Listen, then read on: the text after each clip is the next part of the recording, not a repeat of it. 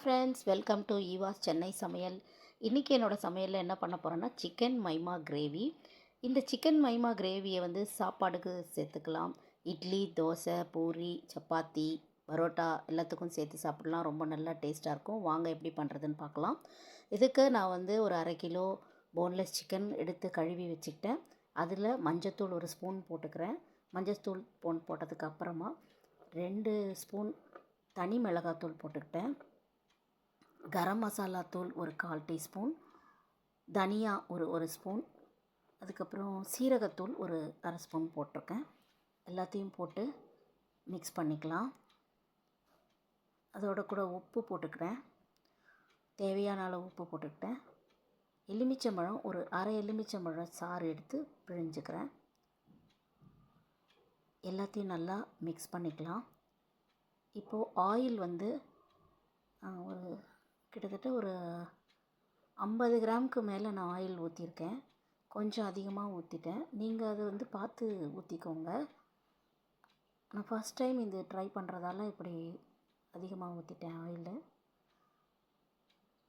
அப்போது இதில் கொஞ்சம் நல்லா ஆயிலே ஒரு 20 மினிட்ஸ்க்கு நான் வந்து நல்லா ஃப்ரை பண்ணேன். இதில் கறிவேப்பிலை, பச்சை மிளகா போட்டுக்கிறேன்.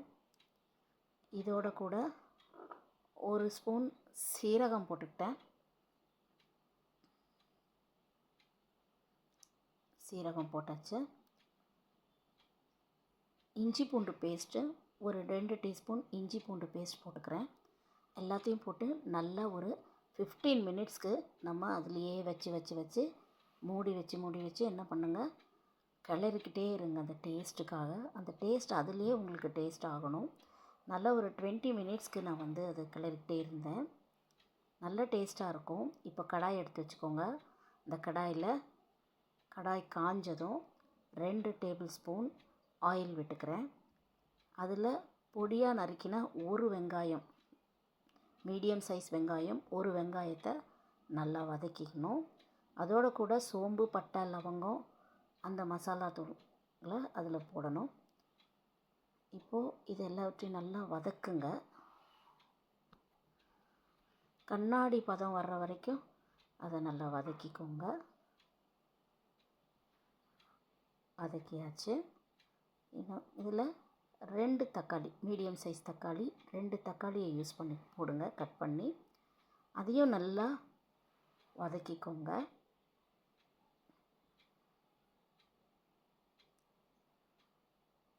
நல்லா ஸ்மாஷ் ஆகிற வரைக்கும் வதக்கிக்கோங்க.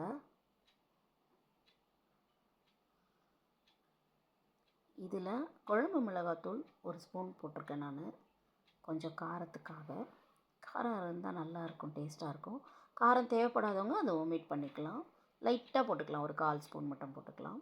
இதில் தண்ணி ஊற்றிக்கிறேன். தண்ணி ஊற்றி அந்த கார ஸ்மெல், அந்த பச்சை ஸ்மெல் போகணுன்றதுக்காக வந்து தண்ணியை லைட்டாக ஊற்றி கொதிக்க வச்சுக்கிறேன். நல்லா இதை கொதிக்க வச்சு, நல்லா கொதிக்குது. ஒரு 2-3 நிமிஷம் நல்லா கொதிக்கட்டும். இப்போது அந்த சிக்கன் இதில் வந்து நான் அதை போட்டுக்கிறேன், மிக்ஸ் பண்ணிக்கிறேன். மிக்ஸ் பண்ணி உப்புலாம் கரெக்டாக பார்த்துட்டு குக்கரில் மூடி ஒரு 2 விசில் எடுக்கிறேன்.